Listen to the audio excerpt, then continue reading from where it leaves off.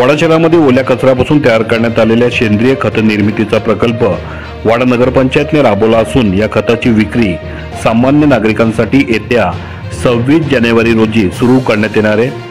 तसेच सेंद्रिय खताची निर्मिती करताना कोणत्याही रासायनिक पदार्थांचा वापर करण्यात आला नसून या खताची तपासणी ही शासकीय हरित महासिटी ब्रँड प्राप्त झाली असल्याची माहिती वाडा नगरपंचायतचे मुख्याधिकारी तथा प्रशासक मनोज पष्टे यांनी दिली आहे।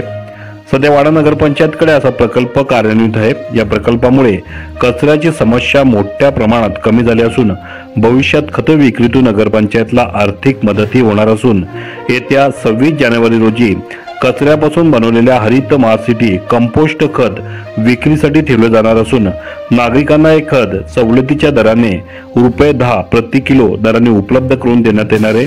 हा खत प्राप्त करण्यासाठी वाडा नगरपंचायत कार्यालयामध्ये प्रत्यक्ष भेटून अथवा व्हॉट्सअप ॲप क्रमांक 9222770550 या क्रमांकावर अथवा nagarpanchayatwada@gmail.com या ईमेल आयडीवर आपली मागणी नोंदवावी।